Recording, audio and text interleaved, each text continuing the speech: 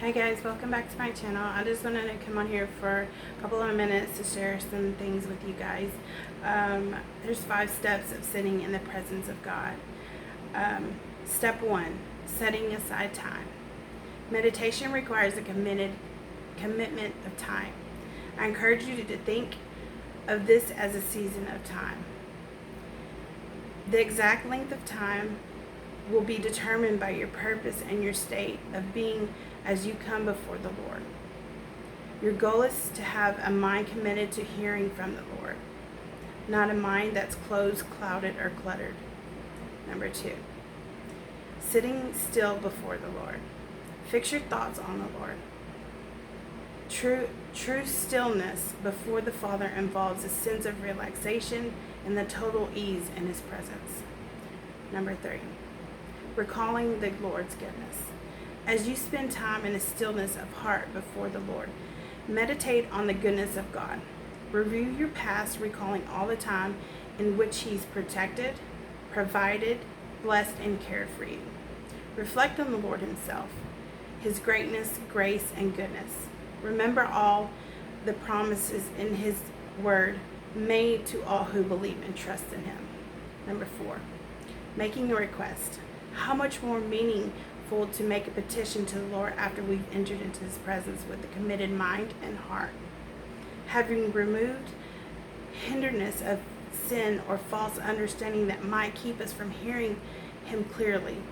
State your request as simply as possible. State your request and get to the very heart of what you want the Lord to do for you, in you, and through you. Number 5, submitting our will to God's answer. As you make your request, be aware of any pride in your heart, asking God to remove it.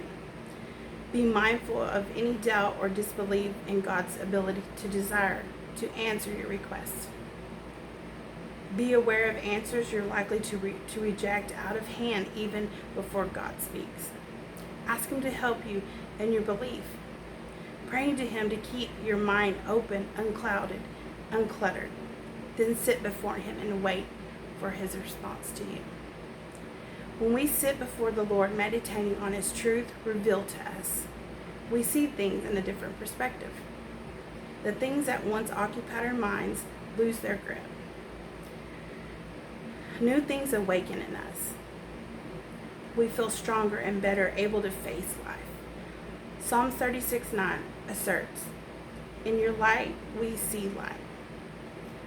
There's something about God shedding His enlightenment on a subject that causes us to see His truth clearly. The Apostle Paul prayed that the Ephesians might be given a spirit of wisdom and revelation in the knowledge of Him. Ephesians 1:17. He prayed that the eyes of their heart would be enlightened so that they might know the hope of His calling and the riches of His glory.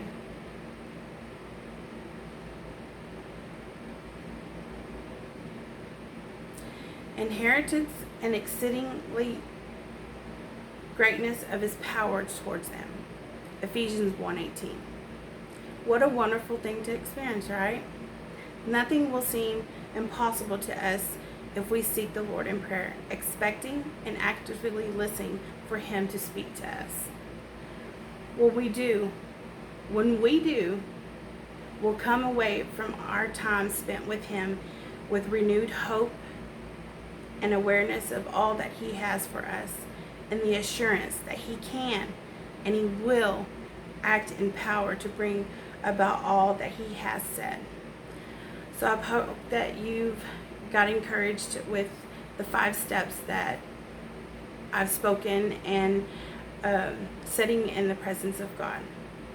So stay encouraged, be inspired, and be bold. Thank you for watching.